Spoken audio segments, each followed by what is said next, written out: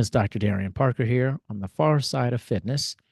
And today's far side topic is the anatomy of a training session. You might be thinking to yourself, this doesn't sound very cutting edge, or this isn't something that's really out there for us to discuss. But just think about it for a second. For all of my fitness colleagues, how often do you guys actually talk about what you do in your sessions? Maybe you talk a lot. I know I don't with my fitness colleagues. We talk around training about what are the clients we have and our clientele and just some general concepts around our methodology and approaches to training. We don't actually really talk about the sessions. And obviously everyone's session's a little bit different because we all have different clients. They all have different needs and they come to you very differently each and every time.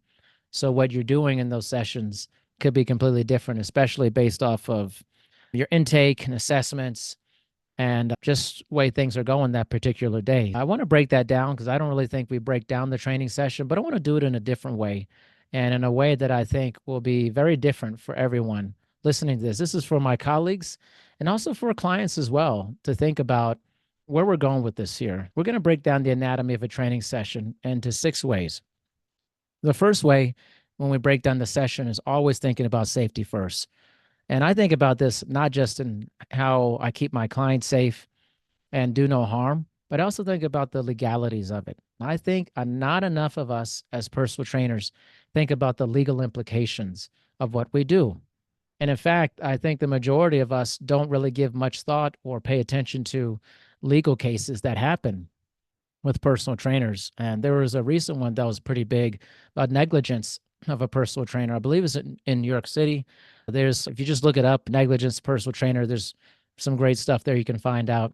But this is something that was really pushed into me quite a lot in one of my first classes in my master's degree.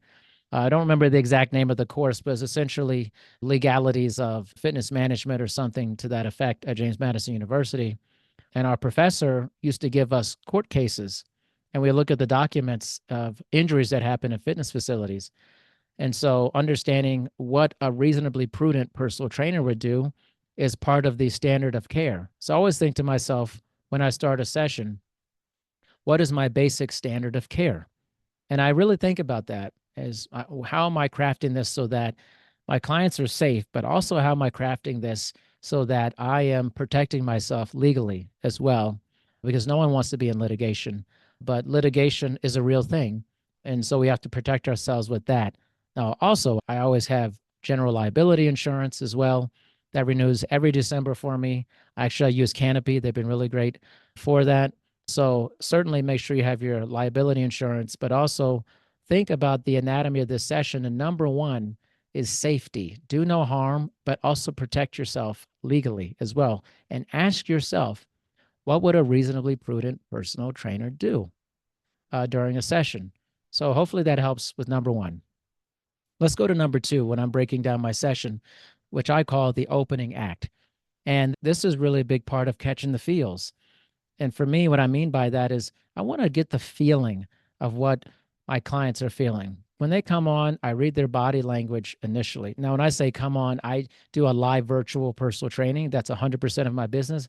But even when I was working with clients in person, the first thing I did was not think about what my program design or what I had planned for them. And we'll talk about that coming up here. But what I did think first was I count the feelings. I assessed how my clients feel. I look at how they walk into the facility, or in my case here, how they show up on camera. For you, maybe they're walking the facility. I look at their body language. I listen to the sound of their words when I ask them how things are going. I do a check-in. How is their body feeling? That's another big thing. Asking your clients, how are they feeling physically? Ask them how they're feeling mentally. We may have a minute or so where we're just chatting about that, how they're feeling. I catch their feelings. And then the other thing I do in part of my opening act is ask about my performance. How did you think I did last time? What was my performance like? What did you think of the workout before? I think a lot of trainers are often scared, like anyone, to ask about your performance because you don't want to feel rejection. But one of the best things you can do is get feedback about your performance. So I do that always in the beginning. I think it's really important. Not every single session, but I do that most sessions to gauge what my client's feeling for that. So number two, the opening act, Catch the feelings. Asking about your performance or ask your clients about your performance is important. Number three is progression or lack thereof. So, in terms of planning my session, I no longer write down anything that I'm going to do. I haven't done that probably in 15 years. I've been in the business like 24 years, training clients regularly. And that is because for me, training is very automatic for me. Once I get a feeling of where a client, how they're feeling, and what the day is going to be like. Because listen, you may have all these plans, you may have written down all these great ideas, programs, sequences. Maybe you're doing compound sets, maybe you're doing supersets, maybe this is part of your periodization plan, undulating periodization, linear periodization, all the jargon, all the stuff, right? All those things. Those are great things. But sometimes you have to pivot. Actually, a lot of times you have to pivot. And part of the anatomy of the session is understanding what you can and can't do with your client after you understand how their body feels, how they feel mentally, how they're doing socially, emotionally, spiritually. Excuse me, all those different things are part of breaking down the performance and designing your program. It's good to have things in your mind. It's good to write down things. If you feel like you need to write down your programming for each and every client, go for it. For me, I always have concepts, and that's mainly because I base my progression off of physics. I use physics and biomechanics almost exclusively to figure out what I'd like to do. I have a concept of what I want to do, and then from that concept, I automatically download the exercises I'm going to do. I know the progressions. Now, for me, that's easier just because I've been a trainer for so long. This just comes to me very quickly. And so it just downloads in my brain. For you, especially beginning trainers, you may need to write down everything you're going to do. And over time, you may have less of that. But having training flexibility or programmatic flexibility is really important within the session. So your progressions may be immense, especially if you have very seasoned clients who know what you're doing and their level of work capacity is really high. For beginners, you're often going to have a lot less progression, very simple exercises, eventually progressing to more complex exercises for that. So that's something to really think about for that. So planning your session often is involved with not planning your session.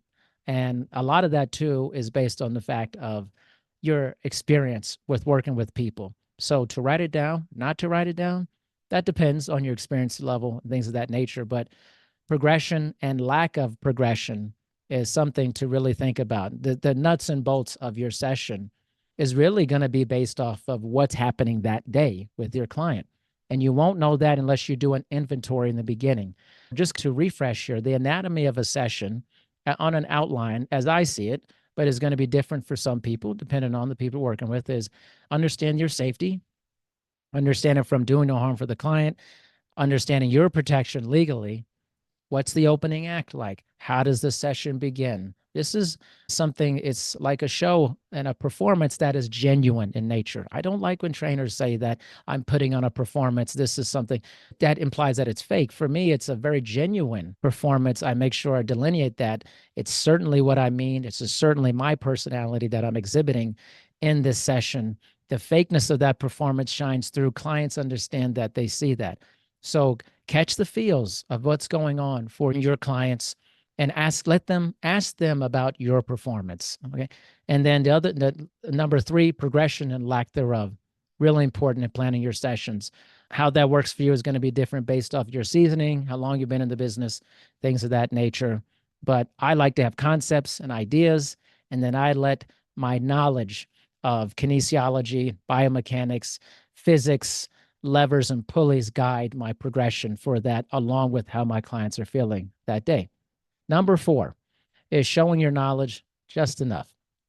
During a session, often most of the conversation is not about your knowledge.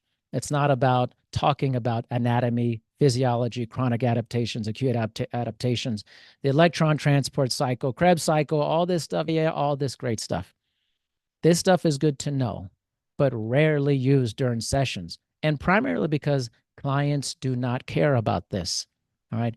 Clients want to talk to you often about what their life is. But I do think it's important to show your knowledge just enough.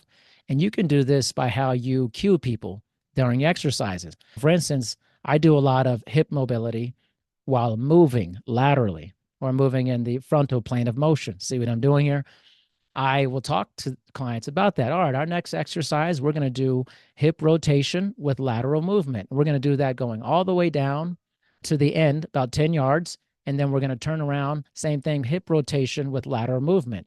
Then I may say we're going to do hip flexion 90 degrees with an adduction at the hip as well, while moving in more of a sagittal plane motion or moving forward for that. I'm showing my knowledge just enough. In between that, I'm also just BSing about stuff that's going on in their life, in my life for that.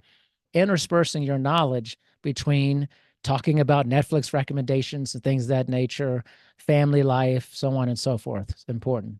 The other aspect when I break down the session number 5 is being relatable. Don't be weird. All right. Be relatable. People love working with people that they feel a sense of kinship to.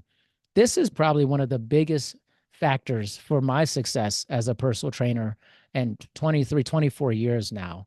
I've had tremendous success having clients well over a decade. My longest running person is now 18 years.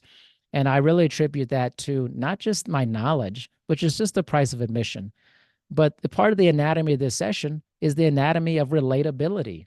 If you can be relatable to clients and you know how to talk their language, no matter what that is in different ways, and you come off as someone who's easy to be around, you're going to have client retention. You're going to have long-term client retention, which is more financial stability for you. So that's something that's really important. While breaking down the session number 5, a big part of the entire thing is being relatable. How relatable are you to the people you're working with? Now, as we're wrapping up this session, we're getting to the final act, right? And I say the thing about this final act is always be closing, like the ABCs, right? In sales here. But in this sense, it's a different way of selling, but you're still selling. And for those of you who are trainers or fitness professionals say, I don't like selling, I'm not into selling. Too bad. You're selling yourself all the time. All of life is pretty much marketing. And this is selling. You're always selling yourself by your performance. Every session is a selling point. Every session is a marketing opportunity. It doesn't have to be presented that way, but every session is a judgment about how well you are as a trainer. So always be closing.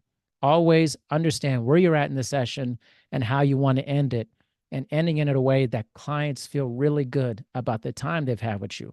So one of the things that I always talk about is I always have a running conversation while moving my clients during their session and making sure that I have a good exercise progression based off the concept we're working on for that day, the flexibility of that concept, and then making sure that I'm interspersing that with just enough of my knowledge while also talking about things that they're really interested in. If you do that, the final act will be that you have closed during the session because you have talked about it regularly and you've created a sense of time dilation. And what does that mean? The sense that time exists differently during your session. So if you're talking about things clients are interested in while keeping them moving, providing a good exercise progression, the client's going to feel like this time just flew by. And they'll often tell you, it's over already. That went so fast. You know why? Because you are always closing during the session each and every time. So let's review this real quickly. The anatomy of a training session. Again, as a disclaimer, yours may be very different based off of the people you're working with, but I'm trying to provide pretty high level information that any trainer can take and use. So 1, safety, yours and theirs. 2, catching the feels, asking about your client, how they're feeling physically, mentally, socially, emotionally. Ask about your performance. How am I doing? 3, understanding their progression or lack thereof. Maybe it's more deloading, maybe it's an increase in intensity. How you do that is really based off of 1 and 2. 4, showing your knowledge, but just enough. Don't make it overly technical. Make it interesting. Be relatable. Number 5, don't be weird. And don't try to show your knowledge all the time. Clients are just looking for a companionship-based relationship, a confidant relationship, and results-based relationship. Being relatable, being connected will lead you to a very deep connection with the people you work with.